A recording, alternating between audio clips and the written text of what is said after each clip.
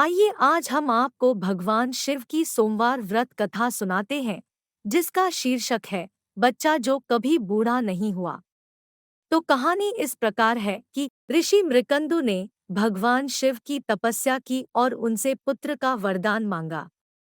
भगवान शिव प्रकट हुए और पूछने लगे, तुम कैसा पुत्र चाहते हो? अधिक आयु वाला साधारण पुत्र अथवा मात्र 16 वर्ष तक की आयु वाला बुद्धिमान और तेजस्वी पुत्र?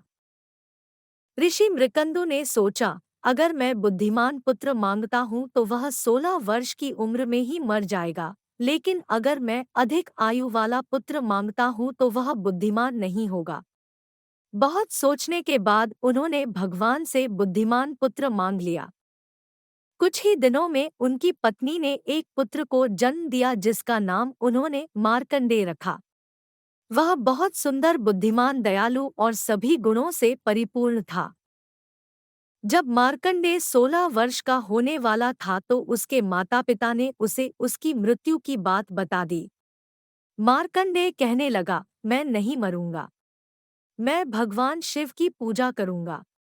उसने उस दिन से हर दिन भगवान शिव की पूजा करनी शुरू कर दी।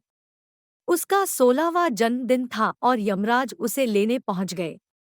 मार्कंडेय ने उनसे कहा, मुझे अपनी पूजा समाप्त कर लेने दो। यम नाराज हो गए और उन्होंने उसके ऊपर यमपाश फेंका। उसी समय भगवान शिव प्रकट हो गए और उन्होंने यम को यमलोक लौट जाने का आदेश दिया और बोले, वापस पृथ्वी पर मत आना। यम चले गए। उसके बाद से पृथ्वी पर किसी की मृत्यु नहीं हुई। पृथ्वी पर आबादी बहुत बढ़ गई। देवी पृथ्वी शिव के पास गई और कहने लगी, भगवन, मैं इतना भार नहीं उठा सकती, मेरी मदद कीजिए। कृपया यमराज को पृथ्वी पर भेजिए। जब भगवान शिव ने इनकार किया तो वह सहायता के लिए देवी पार्वती के पास पहुंची। देवी पार्वती ने भी भगवान शिव से अनुरोध किया तो वह बोले, यमराज ने मेरे भक्तों का अपमान किया था। पार्वती ने कहा, किंतु आपने ही तो कहा था कि मार्कंडेय 16 वर्ष से अधिक नहीं जिएगा।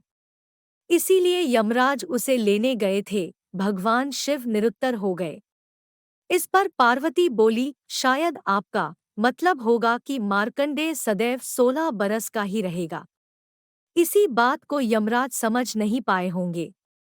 भगवान शिव तुरंत प्रसन्न होकर बोले, बिल्कुल यही बात थी। उन्होंने तुरंत यमराज को पृथ्वी पर जाने की अनुमति दे दी और मार्कंडेय सदैव 16 वर्ष का ही रहा।